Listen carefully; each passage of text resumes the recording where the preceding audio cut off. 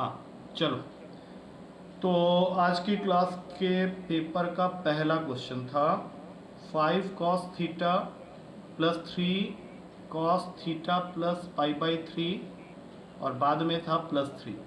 वो पूछ रहा है कि ये वैल्यू कहाँ से कहाँ तक लाई करता है, मतलब मिनिमम और मैक्सिमम वैल्यू। एक तरह से क्वेश्चन देख लो कि इस एक्सप्रेशन का तुमको मिनिमम और मैक्सिमम वैल्यू पता करना है। तो ये क्वेश्चन मैंने क्लास में भी करवाया था। सबसे पहले तो इस क्वेश्चन को हम लोग अभी रिड्यूस करके बना लेंगे इस फॉर्म में, a cos x plus b sin x plus c के फॉर्म में। एंड आई होप सबको याद होगा कि इसका मिनिमम और मैक्सिमम वैल्यू क्या होता है। याद दिलाओ जरा एक मिनट। मिनिमम, हाँ हाँ, और मैक्सिमम ये देखो पता है, लेकिन तुम बोलेगा कि सर ये क्वेश्चन कहाँ इस फॉर्म में है, तो वो बनाना पड़ता है। कई बार तुमको बनाया नहीं मिलेगा, तो बनाएंगे कैसे। 5 cos थीटा लिख दिया, 3 लिख दिया। अब यहाँ पे लगाओ cos a प्लस बी का फॉर्मूला, जो कि होता है cos a into cos B minus sine a into sine B. ये मैं थोड़ा डिटेल में लिख रहा हूँ, इतना लिखने का भी जरूरत नहीं है। +3 साइड में। अब ये 5 cos थीटा हो गया। cos π/3 का वैल्यू होता है 1/2, तो ब्रैकेट खुलेगा तो ये हो जाएगा 3/2 cos थीटा। और साइन π/3 का वैल्यू होता है √3/2, तो वो ब्रैकेट खुलेगा तो बन जाएगा -3√3/2 साइन थीटा प्लस 3 अलग से। अब इन दोनों को एक ब्रैकेट में जब हम लोग डालेंगे तो ये सॉल्व होने के बाद तुमको दे देगा 13/2 cos theta -3√3/2 sine theta plus 3। अब बताओ क्या ये क्वेश्चन इस फॉर्म में आ गया है जिस फॉर्म में मैं उसको लाना चाह रहा था। अब यहाँ से तुम इसका मिनिमम और मैक्सिमम दोनों निकाल सकता है। अगर मिनिमम निकालने जा रहे हो तो c माइनस मतलब 3 माइनस होल अंडर रूट में 13/2 का स्क्वायर करो 169/4 और -3√3/2 का स्क्वायर करोगे तो 27/4 आ जाएगा। और 169 प्लस 27 होता है 196/4। 196 किसका रूट होता है, किसका होता है, अरे 196 14 का, और 4 का होता है 2, तो ये 7 हो गया। 14/2 7 हो गया, 3 माइनस 7 आ गया -4। और इसी का अगर मैक्सिमम निकाल रहे होते तो सब कुछ सेम रहता, मैक्सिमम में सब कुछ सेम रहता, बस यहाँ पे 3 + 7 हो जाता, मतलब 10 हो जाता। अब तुम खुद ही चेक कर सकता है, तुम्हारा ए ऑप्शन में आंसर दिया हुआ था -4 से 10। सीधा सीधा इसको टिक मारेंगे। अब अगर यही क्वेश्चन तुम नहीं कर पा रहा तो ये पेपर में आएगा तब भी नहीं कर पाएगा तुम लोग, जबकि ये क्वेश्चन कुछ ऐसा क्वेश्चन था ही नहीं और उल्टा क्लास में डिस्कस किया हुआ क्वेश्चन है ये। क्या कर रहे हो, खुद से क्वेश्चन मार्क लगाओ। क्वेश्चन नंबर 2 में आ जाओ। ये भी क्वेश्चन हमने डिस्कस किया था। एक ट्रायंगल है PQR, उसमें एंगल R तुमको दिया हुआ है π/2 और साथ में कंडीशन है कि tan p/2 and tan q/2 are the roots of the equation ax² + bx + c = 0। ये कंडीशन तुमको दे दिया उसमें। अब बदले में तुमको वो पूछ रहा है कि इनमें से कौन सा सही होगा। पहला ऑप्शन है a + b = c, दूसरा ऑप्शन है b + c = a, तीसरा ऑप्शन है c + a = b और आखिरी ऑप्शन है b = c। तो सबसे पहले हम लोग स्टार्ट करेंगे। समझ में आ रहा है तो ये तुम लोगों को करना है ना, वो तो हमको लगता है साला हम ही पढ़ाई कर रहे हैं अभी भी। अब जैसे अभी तुम लोगों को एक्चुअली क्या करना चाहिए, हाँ हाँ हाँ हाँ, बोलो बोलो बोलो, क्या बोल रहे हो। p + q + r किसके इक्वल होता है, 180 होता है, और r तुमको दे दिया 90। हाँ हाँ हाँ, p + q 90 हो गया। अब इसमें तुमको अलग से एक और काम करना पड़ेगा, 2 से डिवाइड करना पड़ेगा। वो क्यों कर रहे हो तुमको पता चल जाएगा। तो ये बन जाएगा p/2 + q/2 45। अब इसके दोनों साइड में अप्लाई कर दो 10 और ये तुम्हारा फाइनल स्टेप होगा कि 10 45 1 होता है। और जब तुम ये काम कर लेगा तो तुमको लेफ्ट हैंड साइड में tan a + b का फॉर्मूला लगाने का मौका मिल रहा है, और वो फॉर्मूला होता है tan p/2 + tan q/2 whole upon में 1 - tan p/2 into tan q/2। और इनका वैल्यू निकालने के लिए ही उसने तुमको ये कंडीशन दिया हुआ था कि ये दोनों ही रूट्स हैं of this quadratic equation ax² + bx + c। तो अगर ये दोनों इस क्वाड्रेटिक इक्वेशन के रूट्स हैं, थ्योरी के हिसाब से बताओ सम ऑफ द रूट्स क्या होता है क्वाड्रेटिक इक्वेशन में, -b/a, और प्रोडक्ट ऑफ द रूट्स किसके इक्वल होता है, c/a के। तो इन्हीं दो वैल्यूज़ को तुमको क्या करना है, ये जो एक्सप्रेशन यहाँ पे आया हुआ है वहाँ पे ये दोनों तुमको दिख रहा होगा, तो वहाँ पे पुट कर दो इसको। तो एक जगह आ जाएगा, ऊपर में आ जाएगा -b/a, नीचे में आ जाएगा 1 minus C by A equals to 1। अब इसको सॉल्व करते हुए जाओ तो पहला ऑप्शन तुम्हारा सही आंसर बन जाएगा। आई होप ये दोनों क्वेश्चन तुम लोगों को समझ में आ गया है, लेकिन तुम लोगों को बहुत ज़्यादा प्रैक्टिस का जरूरत है, इससे बात बनेगा नहीं, क्योंकि ये मेरा प्रैक्टिस तुम लोग कराते चले जा रहा है। अब आ जाओ थर्ड क्वेश्चन में। थर्ड क्वेश्चन एक ऐसा क्वेश्चन है जिसमें वैल्यू पुटिंग से तुम इस क्वेश्चन को बहुत आराम से कर सकते हो। Sine inverse X plus sine inverse Y plus sine inverse Z, इसका वैल्यू तुमको दे रखा है क्वेश्चन में π/2। मैं यहीं पे स्टॉप मार के तुम लोग को एक चीज़ पूछता हूँ कि ऐसे क्वेश्चन को करने के लिए मैंने क्या तरीका तुम लोगों को सिखाया हुआ है, क्या करना चाहिए इसके आगे हम लोग को, कौन सा 0 0 90 क्यों लेना चाहता है, तुम तीनों को 30 30 30 क्यों नहीं लेता है, काम आसान हो जाएगा। अभी देखते हैं क्यों नहीं हुआ ना, अभी देखते हैं क्यों नहीं हुआ। इसका मतलब क्या हुआ कि तुम्हारा sine inverse X, sine inverse Y और साइन इनवर्स जेड तीनों को तुमने 30 डिग्री ले लिया। तो यहाँ से जब तुम एक्स वाई और जेड का इंडिविजुअल वैल्यू निकालने जाएगा तो वो साइन 30 बन जाएगा, जो कि होता है 1/2। अब ये संभाल के रख लो। अब तुमको क्वेश्चन में किसका वैल्यू निकालना है वो मैं लिख रहा हूँ। क्वेश्चन में तुमको निकालना था x² + y² + z² plus 2xyz का वैल्यू, और तुमने xyz का क्या वैल्यू निकाला हुआ है 1/2। तो स्क्वायर करोगे तो ये 1/4 हो गया, ये भी 1/4 हो गया, ये भी 1/4 हो गया, और मेरे ख्याल से आखिरी वाला जो टर्म है वो भी 1/4 दे रहा है। तो सबका सम कितना हो गया 1। 4 बार 1/4 ऐड करोगे तो 1 तो आना ही आना है, और साफ साफ दिख रहा है बी ऑप्शन में था ये आंसर। तो क्यों तुमको ऐसा बोल रहा है कि नहीं आ रहा था, इससे बिल्कुल आ रहा है और बहुत बढ़िया से आ रहा है। या तो तुम वैल्यू गलत दिया होगा, कुछ गड़बड़ कर दिया होगा वहाँ पे, ठीक है, तो गलती जान के रखो, कोई दिक्कत नहीं है, ठीक है। अच्छा अब बताओ, हाँ चौथा क्वेश्चन में आ जाओ। चौथा क्वेश्चन में तुमको पूरा एक वैल्यू दिया हुआ है, इन्वर्स का क्वेश्चन है। tan inverse half of tan 2a,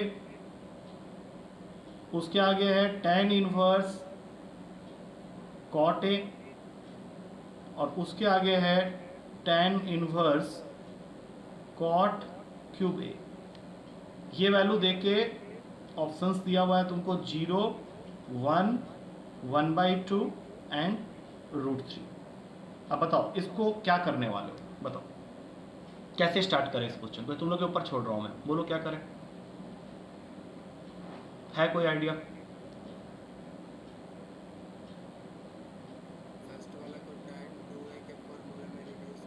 बोलो क्या होता है tan 2a का फॉर्मूला।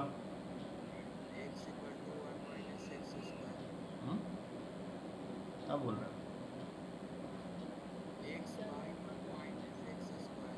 किसका फॉर्मूला बता रहा है तुम, हाफ tan 2a का क्या फॉर्मूला होता है बताना जरा।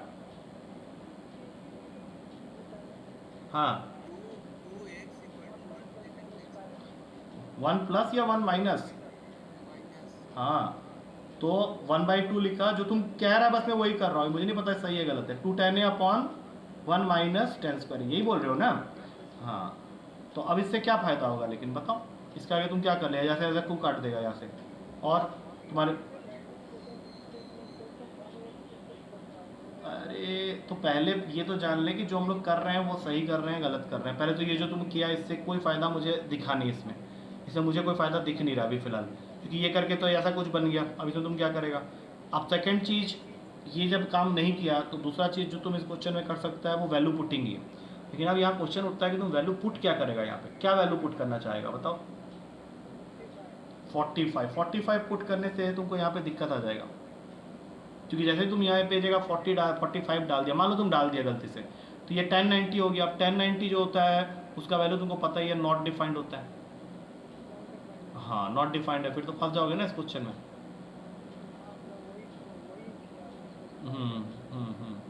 अब बताओ और क्या बच गया फिर, अब और क्या करने पे ये कुछ, जीरो डालना चाहोगे डालो एक बार जीरो, लेट्स सी क्या बन के आता है जीरो डालने पे। अगर मैं जीरो डाल देता हूँ तो ये पूरा तो जीरो ही हो गया। अब tan इनवर्स जीरो का मतलब होता है जीरो। अब cot जीरो जब तुम करेगा तो cot जीरो कब देता है याद करो, मतलब cot जीरो का जो वैल्यू है, cot जीरो नहीं, cot जीरो होता कितना ये बताओ पहले, cot जीरो 90 होता है। तुम a के जगह a को, हाँ a को जीरो ले रहा है ना, a को जीरो ले रहा है ना, 0 डिग्री ले रहा है, तो cot जीरो का वैल्यू कितना होता है ये बताओ।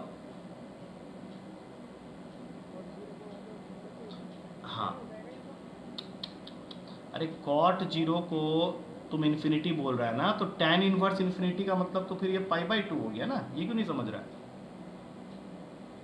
हाँ अब बताओ, फिर से वही कॉट जीरो आ गया, फिर से ये क्या बन जाएगा 90, तो ये π/2 प्लस, हाँ तो ये क्या बन गया तुम्हारा पाई आंसर आ गया इसका।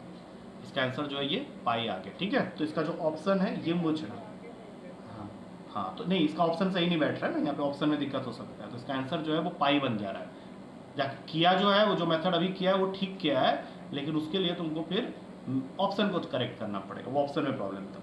चलो अब बताओ अगला क्वेश्चन, क्वेश्चन नंबर 5। इस तरह के क्वेश्चन को तो कर लिया करो। इसमें क्या दिया हुआ है, दो पोल है इक्वल हाइट का and they are standing on opposite side. दो पोल इक्वल हाइट का standing opposite to each other on either side of a road. मतलब एक रोड है, वहां पे तुम दो पोल बना लो जो कि इक्वल हाइट का है, यही मतलब हुआ। Which is 100 metre wide. अब यहाँ पे तुमको दे दिया, कल ऐसा ही क्वेश्चन हमने किया भी था, which is 100 metre wide from a point between them on the road angle of elevation of the tops are 30 degree and 60 degree. तुम कहीं पे भी एक ऐसा पॉइंट लो, बीचों बीच में मतलब मत लेना, ऐसे करके। अब बताओ कौन सा 30 होगा कौन सा 60 होगा, ये तो तुमको आइडिया लग ही जाएगा। हाँ, पास वाला 60 होगा, दूर वाला 30 होगा। अब मैं ये फिगर तुम लोगों को देख के अगर बोलूं कि पोल का हाइट पता करना है, तो क्या ये बहुत हार्ड क्वेश्चन है?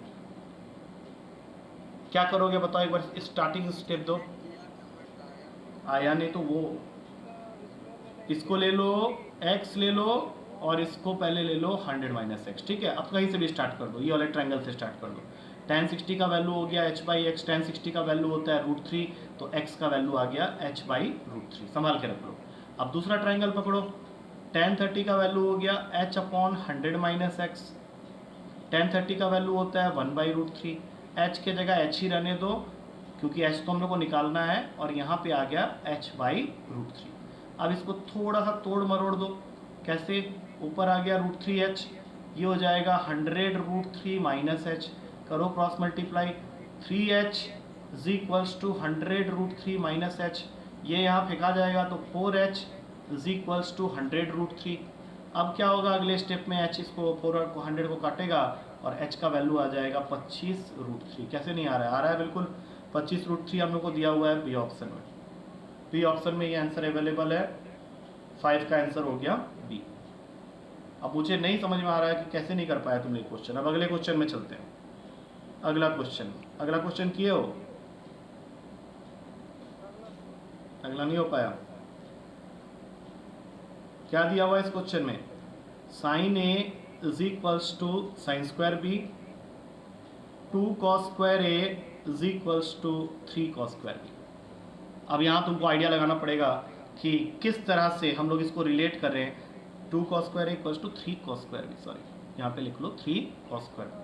हाँ, इसमें तुमको यही पूछा है कि ये किस ट्रायंगल के बारे में बात कर रहा है। इन ट्रायंगल ABC है, तो ये किस ट्रायंगल के बारे में बात कर रहा है। ऑप्शंस में तुमको आंसर्स दिए हुए हैं, इसमें राइट एंगल है, ऑब्ट्यूज एंगल है, आइसोसेलेस है और इक्विलेटरल ट्रायंगल है। तो इसमें तुम रिलेशनशिप तुमको पहले बनाना पड़ेगा। कैसे बनाओगे? तो उसके लिए तुम ऐसा कर लो, ये 2 कॉस स्क्वायर ए है, यहाँ 3 लिखा, और कॉस स्क्वायर बी के जगह में लिख दो 1 माइनस साइन स्क्वायर बी।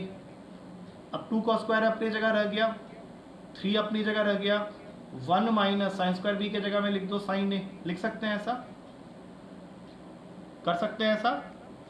अब देखो, अब तुम्हारे पास में इक्वेशन क्या आ गया, 2 कॉस स्क्वायर ए, इसको खींच के यहाँ ले आओ, प्लस 3 साइन ए, और यहाँ से -3। तो अभी तुमको दिक्कत एक छोटा सा आएगा कि कॉस स्क्वायर ए भी आ गया है, साइन ए भी आ गया है। कैसे हटाए बताओ, क्या करने पे हट जाएगा? एक के टर्म्स में लाने हैं। बहुत बढ़िया, तो ये बन जाएगा 2 minus 2 sine square A plus 3 sine A minus 3 is equals to 0। अब सबको एक तरफ कर लो, एक क्वाड्रेटिक फॉर्म हो गया, 2 sine square A minus 3 sine A plus 1 equals to 0, जिसको तुम बहुत इजीली स्प्लिट कर सकता है।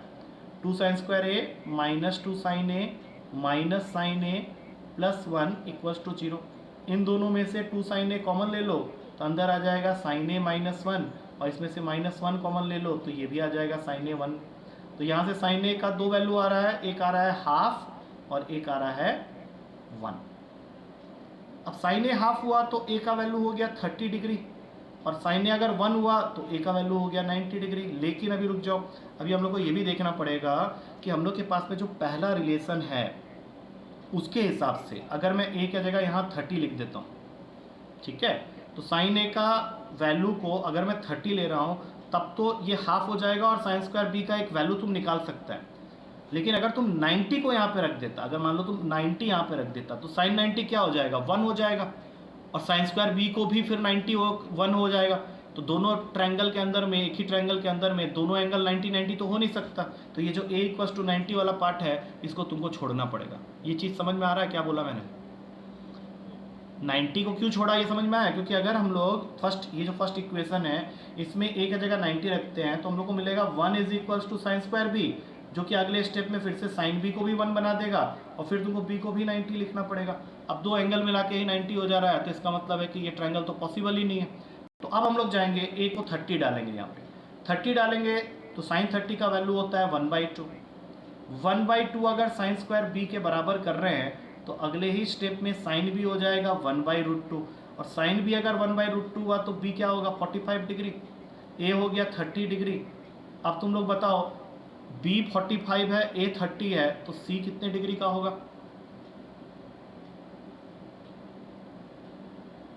देखो सो गया है, बी 45 है, ए 30 है, तो सी कितने का होगा ये बताने के टाइम लगेगा इतना 105। अब बताओ इसको देख के तुमको क्या लगता है ट्रायंगल किस टाइप का है? ऑप्शन में दिया हुआ था राइट एंगल, ऑब्ट्यूज एंगल, बस ऑब्ट्यूज एंगल ये तो ऑप्शन में है, 6 नंबर का आंसर हो गया ऑब्ट्यूज एंगल।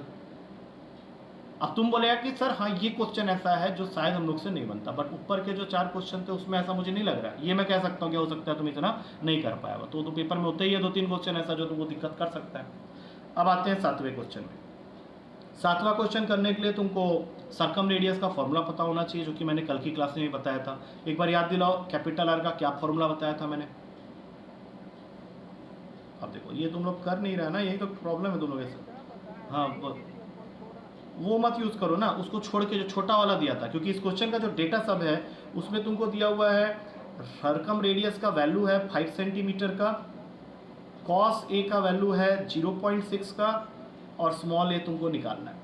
तो वो जो तुम फॉर्मूला उसका कोई यूज़ नहीं होगा, यूज़ उस फॉर्मूला का होगा जो मैंने, हाँ तो वो वाला याद करोगे तो फिर खेल खत्म है ना।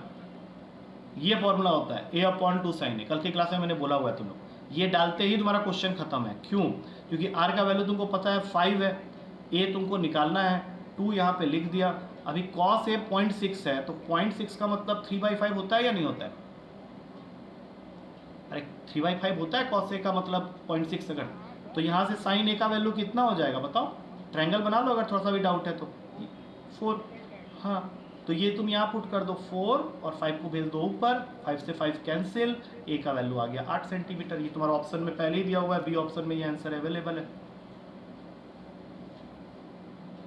हाँ या ना बताओ? अरे अरे तुमको बोलना पड़ेगा सर हाँ समझ में आ रहा है, क्योंकि पता है क्या होता है, ऐसा लगता है कि बेवकूफ़ की तरह मैं समझा दिया, सामने वाला कुछ समझा ही नहीं, वो देख रहा है, बस उसको समझ में आ रहा है। हर दिन तुम लोग को चैलेंज की तरह फेस करना है पेपर को और बोलना है कि भाई आज तो मैं ला के ही रहूँगा। हर दिन तुम्हारे लिए क्वेश्चन अननोन होगा। अब लोगारिथम का क्वेश्चन, ये गलत किया है तुम लोग। a⁴ x = b⁴y = c⁴z दिया हुआ है। एक और चीज़ दिया हुआ है log a⁴b = log b⁴c, और बदले में उसने x y z के बीच में रिलेशन मांगा है। पहला रिलेशन y² = xz, दूसरा रिलेशन x² = yz, तीसरा रिलेशन z² = xy, और चौथा रिलेशन y = xz। अभी रिलेशन तुमको फाइंड करना है x y z, बस ये याद रखो, क्वेश्चन को स्टार्ट कर लो। सबसे पहला काम यहाँ वाले इक्वेशन में देखो तो इसमें तुमको दिखेगा कि b दोनों के पास में है, तो b को हम लोग बिल्कुल नहीं छेड़ेंगे, हम लोग a का वैल्यू निकालेंगे। अब मुझे एक चीज़ बताओ कि अगर a⁴x b⁴y के इक्वल है तो यहाँ से a का वैल्यू क्या होगा? मैंने पहले भी ये क्वेश्चन कई बार पूछा हुआ है तुम लोग से, बोलो। b के पावर के y/x, और ठीक उसी तरीके से अगर b का पावर y c के पावर z के इक्वल है तो c का वैल्यू क्या होगा b के टर्म्स में? बी की पावर वाई बाई जेड। अब तुमको क्या करना है, इन दोनों वैल्यूज़ को सेकेंड इक्वेशन में जहाँ पे भी ए और सी है वहाँ पे पुट करना है। तो यहाँ पे आ गया बी के पावर में वाई बाई एक्स और बेस में बी, और यहाँ पे लॉग बी उसके बेस में B to the power of Y by Z. अब मुझे बताओ कि लेफ्ट हैंड साइड का क्या नेट वैल्यू निकल के आएगा। अगर फॉर्मूलाज याद किए हो लोगारिथम का, तो उसमें एक फॉर्मूला हुआ करता था जिससे कि हम लोग को वाई बाई एक्स, और यहाँ से क्या निकल के आएगा यही बता दो, जेड अपॉन वाई।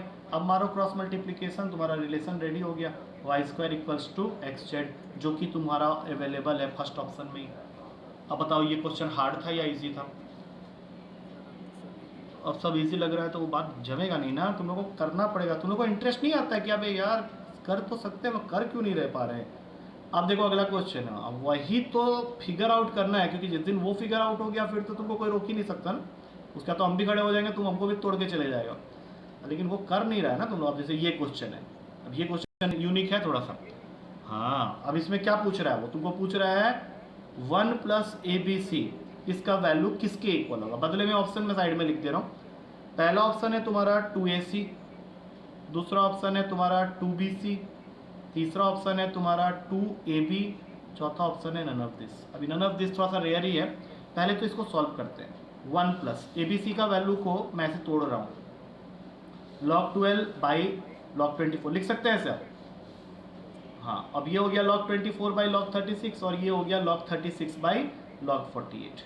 अब काटो इसको, log 12 log 24 गया, log 36 log 36 गया। तुम्हारे पास में नेट टोटल क्या बच गया, 1 बाई log 12 के बेस में 48। अब तुमको सोचना ये पड़ेगा कि ऑप्शन में जो आंसर सब है उसके हिसाब से तो मुझे कुछ भी नहीं दिख रहा है यहाँ पे। अब तुम यहाँ पे थोड़ा सा आइडिया लगाने का कोशिश करो, सोचो थोड़ा सा 2 मिनट के लिए कि कौन सा ऑप्शन इसका आंसर वैसे हो सकता है। सोचो इसके बारे में थोड़ा सा, क्योंकि तुमको 12 दिख रहा है, 48 दिख रहा है। अब 12 और 48 कौन, देखो 12 इसके पास में है और 48 इसके पास में है, तो जो गेस हम लोग को करना पड़े, अगर इस क्वेश्चन में अगर यहाँ पे भी तुम फंस जाता है तो तुम एक गेस कर सकता है कि शायद इसका आंसर ए और सी को मल्टीप्लाई करके आ सकता है, क्योंकि ए और सी है। लेकिन क्या वो सही होगा या गलत होगा यह भी मुझे नहीं पता है, क्योंकि मैंने तुम लोग को अभी आंसर शेयर नहीं किया है। तो अभी तुम लोग को क्या करना पड़ेगा, एक बार पहले फर्स्ट ऑप्शन को ही चेक करना है। 2 इंटू ए के जगह लिख दिया log 12 बाई log 24, और सी के वैल्यू लिख दिया log 36 बाई log 48। लेकिन यहाँ 36 और 24 तुमको प्रॉब्लम क्रिएट कर रहा है, क्योंकि उसको तो कुछ हम लोग कर ही नहीं पा रहे हैं। 2 अगर मान लो मैं रख भी देता हूँ सामने में तो उसका कोई यूज़ तो हुआ नहीं है। तो इसका मतलब क्या है कि इस क्वेश्चन के अंदर ना इस 1 को कुछ हम लोग को करना पड़ेगा। जब तक हम लोग उसको छेड़ेंगे नहीं तब तक हम लोग आंसर तक नहीं पहुँच पाएंगे। तो उस 1 को तुम क्या करेगा, अब ये सोचो थोड़ा सा, क्योंकि यहाँ पे log बेस 48 ऑलरेडी आ चुका है तुम्हारे पास, तो वहाँ से तुमको तो कुछ आइडिया लगाना पड़ेगा कि अगर मुझे कुछ कर, हाँ ये मेरे भी दिमाग में यही चल रहा है। तो उस हिसाब से अगर तुम इसको 48 के बेस में 48 लिख देता है और ये इसको मिक्स कर देता है, तो फाइनली ये आंसर बन जाएगा log 48 इंटू 12 के बेस में 48। अब तुम क्या करो, अब थोड़ा सिचुएशन अलग होता हुआ सा नज़र आ रहा है मुझे। तो एक बार सेकेंड ऑप्शन को खींचो जिसमें लिखा हुआ है 2bc, 2 लिखा, bc का वैल्यू एक बार डालते हैं यहाँ पे, log 24 by log 36 into log 36 और यहाँ पे log 48। log 36 चला गया, तुम्हारे पास में आ गया 2 log 24 के बेस में 48। समझते रहना, क्योंकि हो सकता है तुमको विजिबिलिटी का थोड़ा इशू है। अब ये जो 2 है ये पावर में चले जाएगा, और ये पावर में गया तो ये 24 2 बार मल्टीप्लाई करवाएगा तुमसे, 48 नीचे है। अब सोचो 48 इंटू 12 और 24 इंटू 24, क्या इनका वैल्यू सेम होगा? सोचो 2 मिनट के लिए। 24 का स्क्वायर बताओ जल्दी से, 24 का स्क्वायर याद है? 576। 48 इंटू 12 करके देख लेना, 576 ही आएगा। सीधा सीधा बी ऑप्शन तुम्हारा करेक्ट आंसर बनता है। अब ये हम लोग लॉजिक लगा के किए हैं क्वेश्चन को, मतलब उस तरह से हम लोग उसको नहीं किए हैं कि ए और सी को ले लिया और ये करके, हमने लॉजिक लगाया। हाँ, यहाँ पे तुम लाके छोड़ दिया होगा ना क्वेश्चन को, इसके आगे तुमको करना चाहिए था, आ जाता है आंसर, कोई बात नहीं, ठीक है, कोई इशू नहीं है उसमें। अच्छा, अगला वाला बाइनरी का है। हाँ हाँ, नहीं वो ठीक है, तुम्हारा मार्क्स अगर देखा जाए तो ठीक है इन गेम, लेकिन तुमको और भी करना, तुमको मालूम है इस पेपर में तुम्हारा 50% अबव आना चाहिए। मैं तुमको नहीं बोल रहा हूँ इसको फुल ला के दिखाओ मुझे। 50% समझते हो कितना होता है? 20, मात्र 20 आउट ऑफ 40। तुम यहाँ पे अगर मेंटेन कर लिया ना 20, मोर देन 20 या एटलीस्ट 20 मेंटेन कर दिया और डन है पूरा पेपर, कोई दिक्कत वाला बात ही नहीं होगा उसके बाद। उतना का मैं तुमको कमिट कर दे रहा हूँ, लेकिन तुमको भी मालूम है कि ये सर जो बोल रहे हैं बहुत मुश्किल है हम लोग के लिए। वो इसलिए है क्योंकि तुम प्रैक्टिस जोन में नहीं है। तुम अभी आ रहा है धीरे धीरे, अभी तुम 8 तक पहुंचा, 7 तक पहुंचा, 9 तक पहुंचा, 20 तक पहुंचने के लिए डबल लाना पड़ेगा। एक बार तुम 20 टच करेगा तब हम तुमको दूसरे तरीके से मोटिवेट करेंगे 30 प्लस करवाने के लिए, और एक बार 30 प्लस में चला गया फिर तो खेल ही खत्म है ना। अभी तुम 10th में नहीं डिस्कस कर रहा क्योंकि 10th बाइनरी का क्वेश्चन है, वो तुम लोग मोर और लेस कर ही लेगा, मुझे उसमें कोई डाउट नहीं है। सीधा आ जाओ 11th में। 11th हो गया ऐसा क्वेश्चन जो कि तुम लोग को कर लेना चाहिए था। इसमें f2 का वैल्यू दिया हुआ है 4, f'2 का वैल्यू दिया हुआ है 4, ये मेरे ख्याल से कुछ लोग किया भी है। और यहाँ पे लिमिट x टेंड्स टू 2, ये रविराज बताएगा। x f2 minus 2 fx whole upon में x माइनस 2। ऑप्शंस में आंसर्स हैं 2, -2, -4 एंड 3। वो 3 वाला ऑप्शन थोड़ा कट रहा था, लेकिन कोई बात नहीं, वो आंसर है नहीं। हाँ चलो रविराज बताओ क्या करेंगे इस क्वेश्चन में।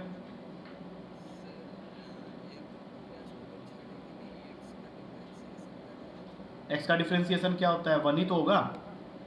हाँ अब दूसरा वाला, हाँ अभी रुक जाओ बेटे। 2 f'(x) और नीचे x का 1, 2 का 0। अब तुम इसमें अपना लिमिटिंग वैल्यू डालेगा जो कि तुम्हारे क्वेश्चन में x के लिए दिया हुआ है 2, तो ये बन जाएगा f2 माइनस 2 f'2। f2 का वैल्यू है 4, सारा वैल्यू ऊपर अवेलेबल है, और f'2 का वैल्यू भी है 4, तो 4 माइनस 8 आंसर आ गया -4। कहानी खत्म। सी इज़ द करेक्ट आंसर, 11 का सी है। ये मेरे ख्याल से किया है कुछ बच्चों ने। तुम किया था गौरव ये क्वेश्चन? तो किया था तुम, कहाँ है भाग गया क्या गौरव? ये वाला क्वेश्चन किया था कि नहीं किया था? अरे छोड़ो उसको, छोड़ो, रहने दो रहने दो। किया है ना, चलो ठीक है। आ जाओ अगला क्वेश्चन में आओ। 12वां क्वेश्चन कंटिन्यूटी का क्वेश्चन है। इसमें तुम्हारा फंक्शन है f(x) is equals to cos² x minus sin² x -1 whole upon में अंडर रूट का x² प्लस 4 -2 बाहर है, where x is not equals to 0। और फिर दूसरा में a है x इज इक्वल्स टू 0, और तुमको उसने बोल दिया है कि तुम्हारा जो fx है वो कंटिन्यूस है at x equals to 0। fx जो है वो कंटिन्यूस है एट x इक्वल्स टू 0, और तुमको a का वैल्यू निकालना है। अभी देखो कंटिन्यूटी का क्वेश्चन में ये एक बहुत अच्छी चीज़ है कि अगर वो तुमको कंटिन्यूस दे के वैल्यू निकालने के लिए बोल रहा है तो तुमको वो लिबर्टी दे रहा है कि तुम अपना लिमिट x टेंड्स टू 0 जो भी यहाँ पे दिखा है तुम उसको सीधा सीधा a के साथ में इक्वेट कर दो। ये जो भी वैल्यू है इसको तुम a के साथ में इक्वेट कर दो। अब तुम्हारा क्वेश्चन तुमसे सिर्फ ये डिमांड कर रहा है कि क्या तुम इसको सॉल्व कर पाएगा। बताओ कर पाओगे या नहीं कर पाओगे? क्योंकि आधा ही क्यों हुआ पहले बताओ, ऊपर कुछ होने का गुंजाइश है? cos² x -1 किसका फॉर्मूला होता है? कौन बोल दिया तुम लोग ये सब? फालतू वाला बात करता है। cos² x -1 पूछ रहा हूँ मैं। Do we have any formula for cos² x -1? मैं जो पूछ रहा हूँ वो बताओ ना। तुम लोग cos2x का चक्कर में काहे का पड़ रहा है? अच्छा ठीक है चलो तुम लोग हिसाब से करते हैं। वही तो कह रहा हूँ। अरे तुम लोग अच्छा छोड़ो, तुम लोग के हिसाब से ही कर लेते हो ना, जो तुमको स्ट्राइक किया उसके हिसाब से कर लो। cos2x -1 अंडर रूट का x² plus 4 -2 limit x tends to 0। इतना तो मुझे पता चल रहा है कि नीचे वाला पार्ट जो है तुम्हारा उसमें पुट करने पे वो 0 बन रहा है। तो एल हॉस्पिटल रूल लगा दो स्टेप में। cos2x का डिफ्रेंसिएशन क्या होता है? बोलो cos2x का डिफ्रेंसिएशन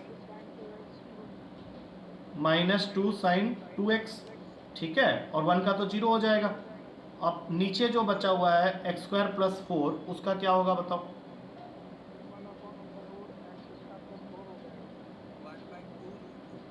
हाँ वही तो पूछ।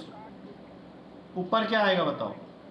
2 अंडर रूट का x² प्लस 4 और यहाँ पे 2x। हाँ या ना में जवाब देना, जो मैं लिखा हूँ बिल्कुल सोच समझ के बोलो। यही आएगा, यही आएगा। आप सुनो मेरी बात, अगर लिमिट x टेंड्स टू 0 है तो क्या ये वाला पार्ट 1 नहीं हो जाएगा? सोच के देखो, होगा या नहीं होगा?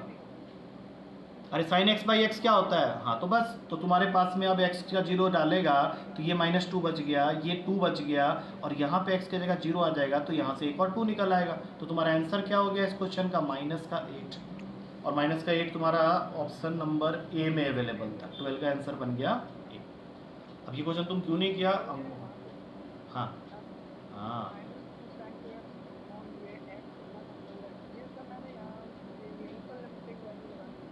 हाँ, नहीं नहीं नहीं नहीं नहीं, डिफ्रेंसिएशन का बिल्कुल बिल्कुल, फॉर्मूला जो नहीं बना पाए तो फिर तो वो डिफ्रेंसिएशन करके वहाँ तुम फॉर्मूला नहीं देखा तो, हाँ वहाँ पे तुम जीरो कर दिया होगा फिर आंसर को, या नॉट डिफाइंड आ जा रहा होगा फिर। हाँ बस मैं समझ गया वो चीज़ है, नॉट डिफाइंड आ जा रहा होगा ना, और तो वहाँ फॉर्मूला देखना चाहिए था। चलो ठीक है, ये पता चल गया तुमको। 13 क्वेश्चन अभी मैंने कुछ दिन पहले ही तुम लोग को बताया था, मैं फिर भी चेक करूँगा। F of X plus Y का value F X into F Y के इक्वल दिया, क्वेश्चन हमने एज ए क्लास वर्क किया था कुछ दिन पहले। और हाँ हाँ हाँ, बस इसका बताओ जरा, इसको तो तुम किया नहीं है। f'1 कैसे निकालेंगे इस क्वेश्चन में, कैसे निकालते हैं f'1 बताओ जरा, क्या बताए थे एक बार रिकॉल करो। अरे नहीं बच्चे, पहले तो देखो f1 2 दिया है तो हम लोग f2 निकालेंगे, और f2 निकालने के लिए इस फॉर्मूला का यूज़ करना पड़ेगा जो कि हो जाएगा 1 + 1, जिसका मतलब हुआ f1 into f1 because of this formula. तो f1 का वैल्यू 2 है तो 2 दो बार मल्टीप्लाई होगा तो 2² बन जाएगा। फिर निकालेंगे f3। अब बताओ जरा f3 कैसे निकालोगे, बोलो जरा, देखें कितना समझे। f ऑफ 2 + 1, और इसका वैल्यू क्या हो जाएगा ये भी बता दो जल्दी से एक बार। f2 इंटू f1, f2 का वैल्यू तुम यहाँ पे निकाला हुआ है, f1 यहाँ पे 2 का क्यूब हो गया, फिर 2 का क्यूब हो गया। तो इससे तुमको क्या पैटर्न पता चला कि जो भी f के साइड में नंबर आता है 2 उसको पावर में खींच लेता है। जब f1 था तो 2 की पावर 1 था, f2 था तो 2 की पावर 2 था, f3 था तो 2 की पावर 3 था। तो जब fx होगा तो ये क्या हो जाएगा, fx है तो क्या हो जाएगा फिर ये। और तुमको क्या क्वेश्चन में निकालना है, f'1, तो पहले f' बताओ जरा, 2 की पावर x का डेरिवेटिव क्या होता है।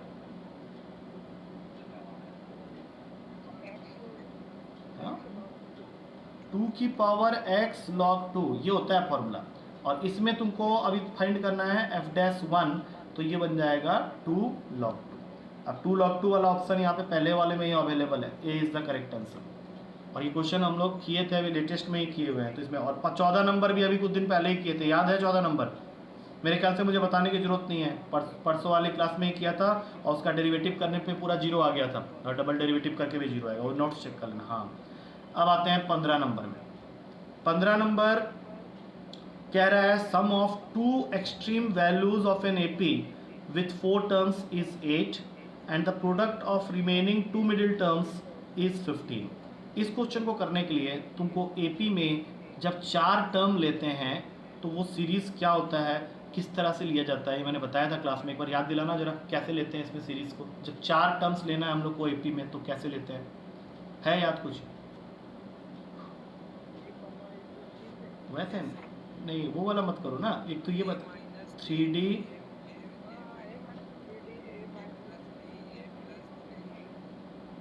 बस ये मैंने लिख दिया, तुम लोग जब तक बोला मैं लिख के बैठ गया हूँ। अब मुझे एक चीज़ बताओ, इसमें एक्सट्रीम्स किसको बोलोगे, एक्सट्रीम्स का क्या मतलब होता है, हाईएस्ट नहीं, सबसे एक्सट्रीम कॉर्नर्स में जो है, जो कॉर्नर्स होते हैं उसको हम लोग बोलते हैं एक्सट्रीम्स, जो बीच में होता है उसको बोलते हैं मीन्स। तो तुम्हारा क्वेश्चन कह रहा है कि जो 2 एक्सट्रीम वैल्यूज हैं उसका सम, मतलब a-3d और a+3d, इसका सम दिया हुआ है 8, और जो 2 बीच का टर्म्स है उसका प्रोडक्ट तुमको दिया हुआ है 15। अब देखो कितना आसान हो गया, जब तुम ये चीज़ लिखा तो साफ तुमको दिख रहा है कि -3d + 3d तो यहाँ से गायब हो जाएगा, 2a का वैल्यू आ गया 8, a आ गया 4। अब ये 4 यहाँ डाल दो तो 4 - d इंटू 4 + d 15 के बराबर हो जाएगा, तो ये बन गया 9 - d² = 15। अब यहाँ से तुम d² का वैल्यू निकाल लो। हाँ अब है होश में है ना, हाँ ठीक है ठीक है, 16 - d², अगर यहाँ से देखोगे तो d का वैल्यू, d² का वैल्यू आ जाएगा 1, तो d 2 वैल्यू ले सकता है, +1 भी ले सकता है, -1 भी ले सकता है। अब ये हम लोग बाद में डिसाइड करेंगे। अब ऐसा करो, पहले 1 लेके चल लो और फिर -1 लेके चल लो।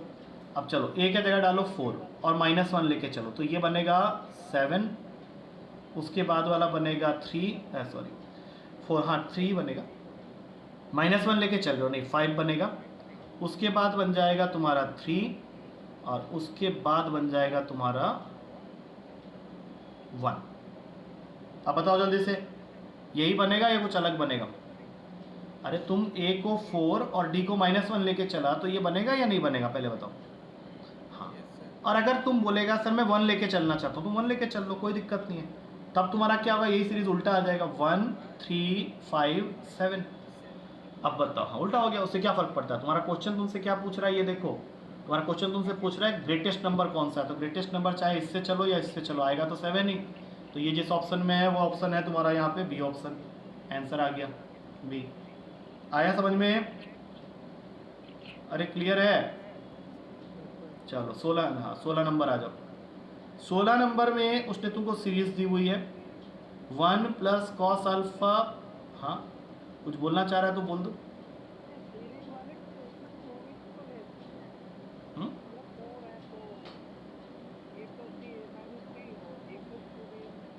नहीं भाई नहीं, वैसे नहीं लेते ना, कॉमन डिफरेंस आएगा ही नहीं तुम्हारा, फिर जो तुम कह रहे हो उसमें कॉमन डिफरेंस भी तो आना चाहिए ना, फिर एपी किस चीज़ का है वो। मैंने 3 सीरीज तुम लोगों को दिखाई थी, 3 के लिए, 4 के लिए, 5 के लिए। 3 के लिए होता है a-d a और a+d, 4 के लिए होता है a-3d a-d a+d a+3d, 5 के लिए होता है a-2d a-d a+d a+2d।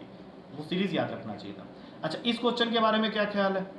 ये तुमको एक सीरीज दिया हुआ है जिसका सम अप टू इन्फिनिटी है। हाँ, और इसमें एक चीज़ और लिख दिया है, हाँ, और ये 0 से पाई के बीच में अल्फा को रखने के लिए बोल रहा है और अल्फा ही फाइंड आउट करने के लिए बोल रहा है। चलो जो तुम बोला वो मान लिए, क्या बनेगा उसके हिसाब से? सम इन्फिनिटी का क्या फॉर्मूला होता है बोलो? अबे a/1 - r होता है, उस हिसाब से हो जाएगा 1/1 - cos अल्फा, और ये वैल्यू तुमको दिया हुआ है 2 - √2 के इक्वल। अब मुझे बताओ आगे क्या करने वाले, know what to do next, क्योंकि तुमको तो अल्फा निकला। कहाँ पे π/4 पुट करोगे? यहीं पे कर लो पुट, कर लेते हैं। आजा रुक जाओ, उसको जो बोल रहा है उसको कर लेते तो ये बन जाएगा √2/√2 - 1। ठीक है, तो क्या ये आंसर इसके इक्वल है या नहीं, ये जानने के लिए मुझे एक स्टेप और करना पड़ेगा, और वो स्टेप क्या है कि मुझे इसको रैशनलाइज करना पड़ेगा, और रैशनलाइज करने के लिए मुझे इसको मल्टीप्लाई करना पड़ेगा √2 + 1 के साथ। तो इससे तुम्हारा आंसर आ रहा है 2 + √2, और यहाँ नीचे 1 आ रहा है, जबकि तुमको चाहिए 2 - √2। अब देख लो भाई क्या गड़बड़ हो रही है। आंसर इसका जो मैंने दिया हुआ है उसके हिसाब से इसका आंसर मैंने दिया है 3π/4। इसका मतलब π/4 तो तुम्हारा गलत आंसर में चला गया। अब तुम ये सब छोड़ो, वैल्यू पुटिंग छोड़ो, तुम ये बताओ कि क्या मैं इस क्वेश्चन को वैसे नहीं कर सकता जिस तरह से हम लोग करना चाह रहे हैं। अब यहाँ से मैं तुमको सॉल्व करके दिखाता हूँ क्वेश्चन को। देखो ये आ गया था ना, ये सब छोड़ो, तुम वैल्यू पुटिंग बाद में कर लेना। यहाँ से अगर मुझे डायरेक्ट अल्फा निकालना है तो मैं इसमें एक छोटा सा काम करूँगा और तुम बताना वो सही है या नहीं।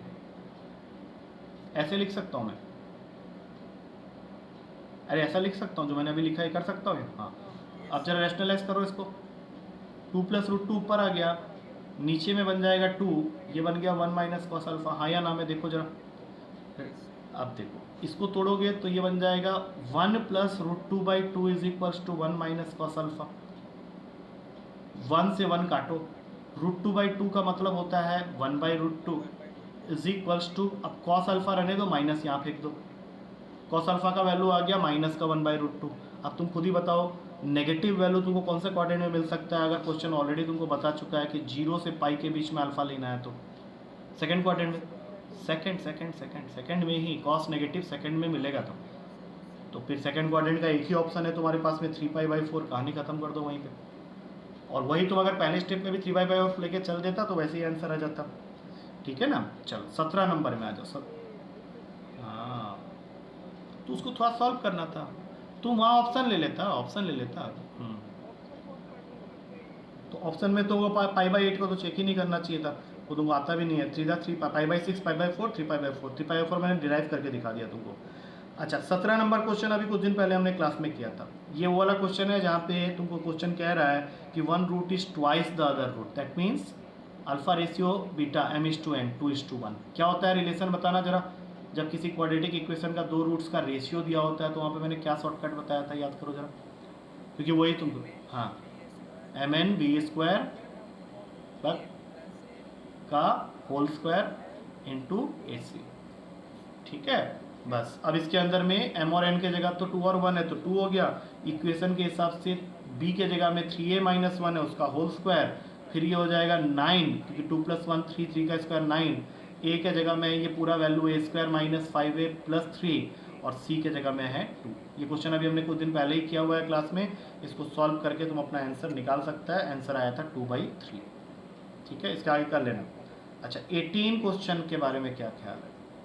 x का वैल्यू दिया हुआ है 8 + 3√7 और xy दिया हुआ है 1 और तुमको फाइंड करने के लिए बोल रहा है 1/x² + 1/y²। क्या करोगे बताओ, जल्दी से बताओ।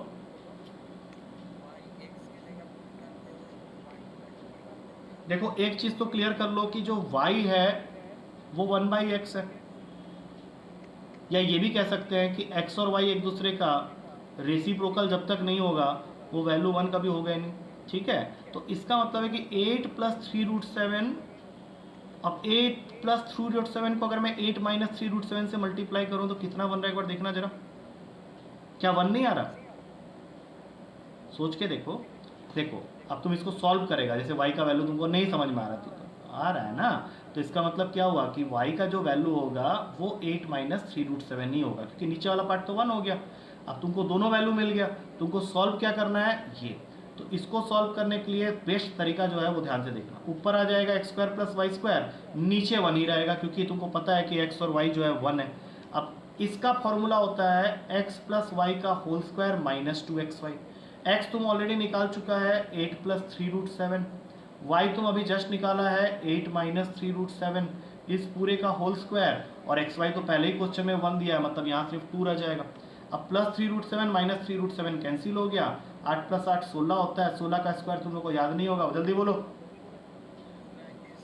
थप्पड़ मारो मुंह पे, और -2 करोगे तो आंसर क्या हो जाएगा 254। 254 आंसर आ गया, ये ऑप्शन में है, आ जाएगा 1/8 + 3√7। समझ गया तो रेस्टलाइज कर लो ना। हाँ फिर किया कि नहीं तुम सॉल्व? हाँ बोलो क्या बोल रहे हो?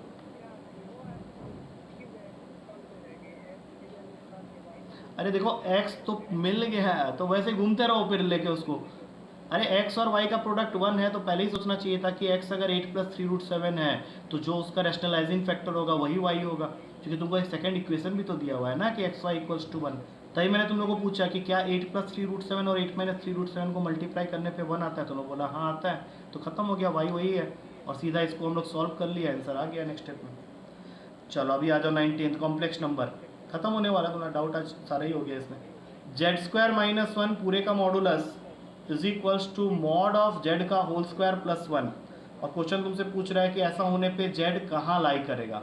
z lies on real axis, imaginary axis,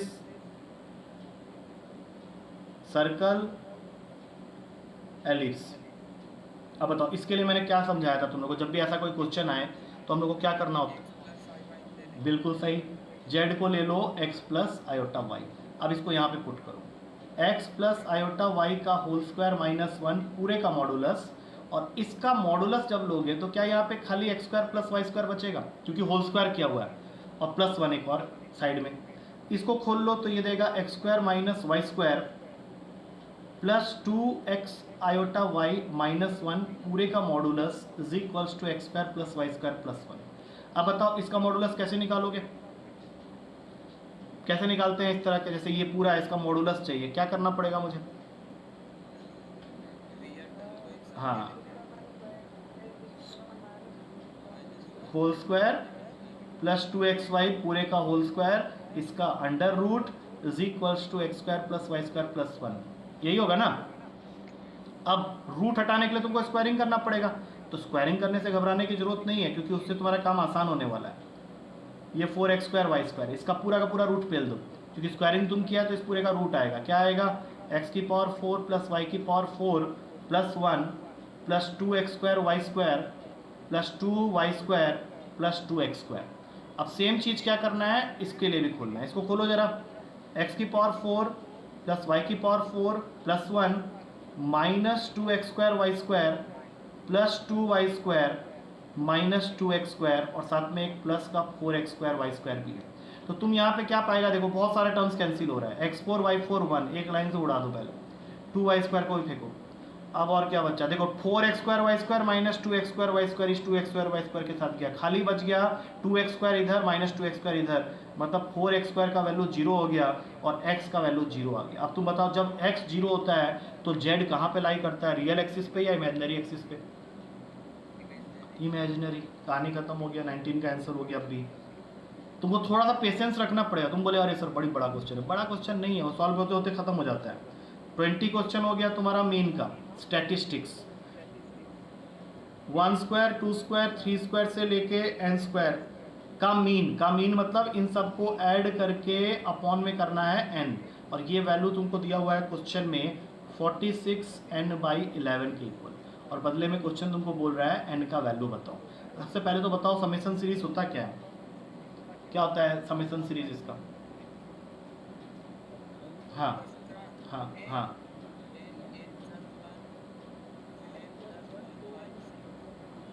और एक n पहले से है, एक n पहले से है क्योंकि मीन बोला था उसने। अब यहाँ से देखो, एक तो n उड़ा दो यहाँ से, एक n उड़ा दिया यहाँ से। अब तुमको यहाँ पे सोचना है कि n का तो ऑप्शन मेरे पास पहले ही अवेलेबल है, 11 सॉल्व करने की गलती मत करना, 12 23 22, इसके आगे अगर तुम सॉल्व करने बैठ रहा है तो गड़बड़ कर रहा है तुम।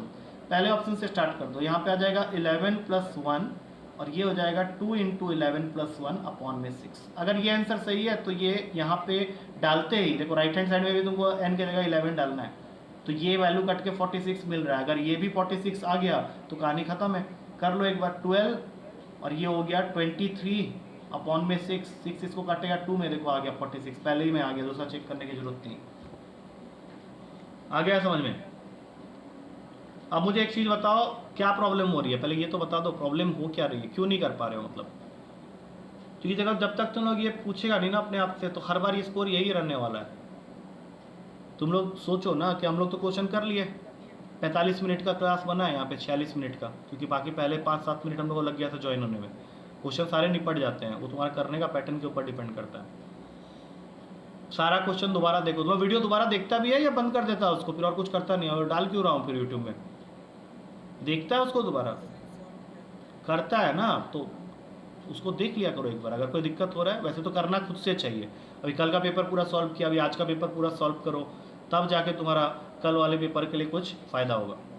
ठीक है, चलो यहीं पे ख़त्म कर रहे हैं हम लोग, और रिवीजन करो हर दिन आने से पहले, क्योंकि पेपर में तुम देख चुका है एक चीज़ कि एक पार्टिकुलर टॉपिक का तो क्वेश्चन होता नहीं है, मिक्स कर करके क्वेश्चन दे रहा हूँ मैं, कभी इधर से फेंकता हूँ कभी उधर से। PYQ करो, जो करना है करो भाई, मुझे तो पेपर में मार्क्स चाहिए ना। तुम मेरा मार्क्स क्वेश्चन देखेगा वो इधर उधर से होगा, वो कभी कोई पार्टिकुलर जगह से तो होगा नहीं। तो तुम अपना फॉर्मूला वाला पार्ट जो है और कंसेप्ट वाला पार्ट जो है, नहीं तुम पहले अरे कितना पढ़ोगे, कितना पढ़ोगे, 2 बार पढ़ चुके हो ऑलरेडी। तुमको अब सिर्फ क्वेश्चंस की प्रैक्टिस करनी है। तुम क्या करेगा, PYQ कर देगा तो उससे हो जाएगा, PYQ करने से हो जाता है। तुमको अपना माइंड को मैग्नेट बनाओ ना, कि मुझे कहीं से भी क्वेश्चन मिलेगा मैं करूँगा, क्वेश्चन को स्पीड बनाऊंगा अपना, तब जाके होगा। फिर तुम PYQ करो या कहीं से भी करो, तुम एक क्वेश्चन PYQ में कर रहा है 15 मिनट से क्वेश्चन ही किया जा रहा है, उससे होगा क्या? PYQ खोलेगा सॉल्यूशन के साथ दिखेगा, फायदा क्या हुआ? मज़ा तो तब है ना जब तुम्हारे पास इस तरह से क्वेश्चन आए और तुम उसको करो और तुमको पता चले कि अबे यार ये तो है हम लोग का असली औकात। तो PYQ बनाते रहो, नहीं तो बनाते रहो, 10 बार बना देगा कुछ नहीं होने वाला।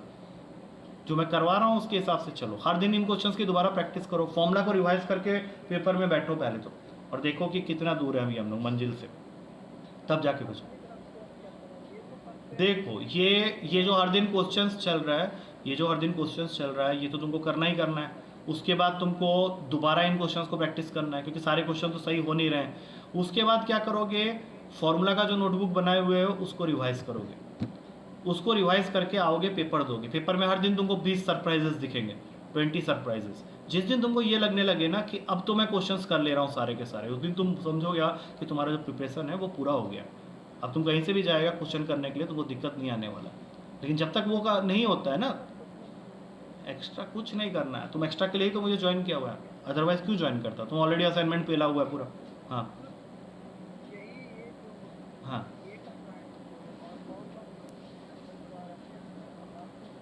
बाकी कुछ नहीं, अभी कुछ नहीं करना है। एक बार मुझे जब ये कॉन्फिडेंस आने लगे ना कि तुम लोग का ये पेपर में मार्क्स अच्छा आने लग गया है, फिर मैं तुम लोग को सेकंड स्टेज में ले जाऊंगा। अभी तो तुम फर्स्ट स्टेज को ही क्रॉस करते रहो। जिस दिन सब बच्चों का नंबर 20+ आ गया, मैं समझ जाऊंगा तुम लोग का स्टेज क्लियर हो गया है, तो हम लोग नंबर ऑफ क्वेश्चंस को इंक्रीज कर देंगे। 20 की जगह 40 आ जाएगा, 30 आ जाएगा, 50 आ जाएगा। फिर तुमको वहाँ पे देखना है कि इतने क्वेश्चंस पे मैं क्या करता हूँ। वो धीरे धीरे ग्रेजुअल प्रोसेस होता है ना। आगे बात समझ में? अरे हाँ या ना बोलो यार। किसकी? अरे आंखें आंखें दिखाई दे रही। हाँ, मेरी आंखें ही दिखाई देगी, और क्या देखना है तुमको? तुम कैमरा को स्क्रॉल किया हुआ है, मेरा बॉडी दिख रहा है पूरा। ठीक है, चलो ओके, मेरा क्लास है, मुझे निकलना पड़ेगा। चलो टेक केयर। हाँ, गुड नाइट, गुड नाइट, या good night, good night, good night.